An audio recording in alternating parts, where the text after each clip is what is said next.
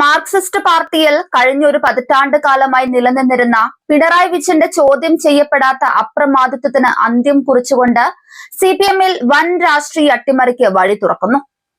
കനത്ത തിരിച്ചടി നേരിട്ട നിയമസഭാ തെരഞ്ഞെടുപ്പ് ഫലങ്ങൾക്ക് പിന്നാലെ പാർട്ടിയിൽ മുഖ്യമന്ത്രി പിണറായി വിജയനും സംസ്ഥാന സെക്രട്ടറി എം.വി. ഗോവിന്ദനുമെതിരെ ശക്തമായ പുതിയ ഗ്രൂപ്പ് രൂപം കൊണ്ടതാണ് തലസ്ഥാനത്ത് നിന്നുള്ള സൂചനകൾ വ്യക്തമാക്കുന്നത്.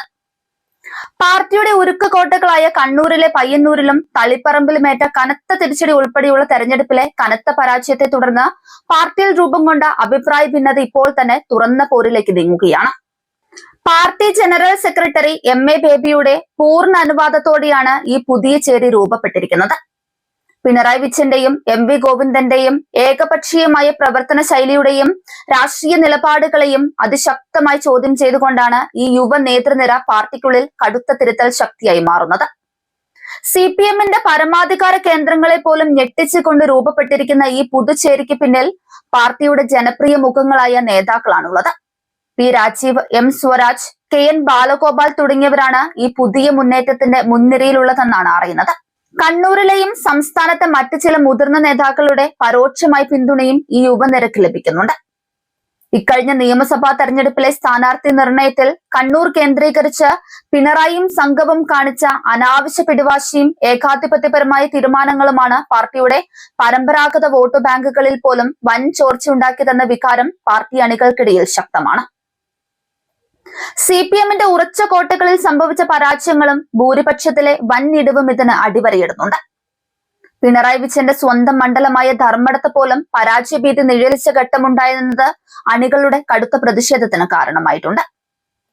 പാർട്ടിയുടെ ഉരുക്കുകോട്ടകളായ പയ്യന്നൂരിലും തളിപ്പറമ്പിലുമേറ്റ കടുത്ത തിരിച്ചടിക്ക് കാരണം സ്ഥാനാർത്ഥി നിർണയത്തിലെ പോരായ്മയും പിഴവുമാണെന്ന് തുറന്നു സമ്മതിച്ച് സിപിഎം സംസ്ഥാന സെക്രട്ടേറിയറ്റ് അംഗം എം.വി. ജയരാജൻ തന്നെ പരസ്യമായി രംഗത്തെത്തിയത് പിണറായി ക്യാമ്പിനെ ഞെട്ടിച്ചതാണ്.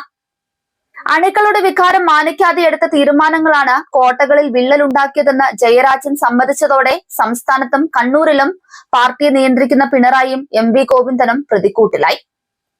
പയ്യന്നൂരിൽ സ്ഥാനാർത്ഥിയെ മാറ്റിയിരുന്നെങ്കിൽ പാർട്ടി ജയിക്കുമായിരുന്നുവെന്നും തെറ്റ് തിരുത്തിയാൽ പാർട്ടി വിട്ടുപോയവർക്ക് മടങ്ങി വരാൻ തടസ്സമില്ലെന്നും ജയരാജൻ ഓർമ്മിപ്പിച്ചത് എം.വി. ഗോവിന്ദൻ അടക്കമുള്ളവരുടെ പാർട്ടിയിലെ ഏകപക്ഷീയമായ തീരുമാനങ്ങൾക്കെതിരെയുള്ള നേരിട്ടുള്ള വെല്ലുവിളിയായിരുന്നു.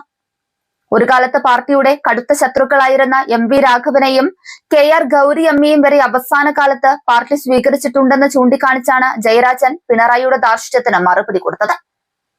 എന്നാൽ തെറ്റുതിരുത്തിയാൽ പാർട്ടി വിട്ടവർ തിരിച്ചു വരുന്നതിൽ തടസ്സമില്ലെന്ന ജയരാജന്റെ വാദം പൂർണ്ണമായും തള്ളിയാണ് എം.വി. ഗോവിന്ദൻ രംഗത്തെത്തിയത്. പാർട്ടി നേതൃത്വത്തിന്റെ നിലപാടല്ല ജയരാജന്റെ പ്രതികരണമെന്നും ഓരോരുത്തരും ഓരോ ചാനലിൽ സംസാരിക്കുന്നതിന് മറുപടി പറയേണ്ടതില്ലെന്നും പറഞ്ഞ് ഒഴിഞ്ഞുമാറാനാണ് ഗോവിന്ദൻ ശ്രമിച്ചത്.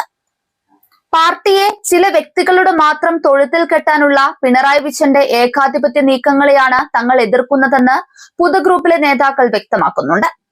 തെരഞ്ഞെടുപ്പ് പ്രചാരണ വേളകളിൽ പോലും പാർട്ടി സംവിധാനങ്ങളെക്കാൾ താൻ മുകളിലാണെന്ന് അവകാശപ്പെടുന്ന ശൈലിയായിരുന്നു പിണറായി വിജയന്റേത്.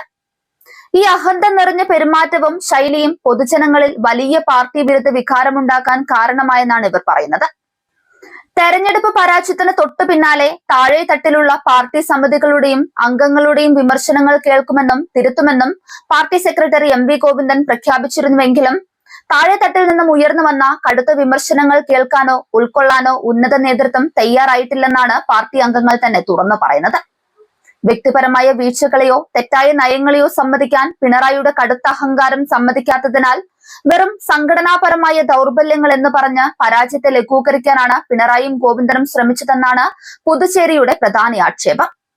വരും ദിവസങ്ങളിൽ നടക്കാനിരിക്കുന്ന പാർട്ടി കമ്മിറ്റികളിലും സംസ്ഥാന കൗൺസിലുകളിലും വലിയ തർക്കങ്ങൾക്കും ചേരിതിരിവുകൾക്കും ഈ ആഭ്യന്തര ഭിന്നത കാരണമാകും.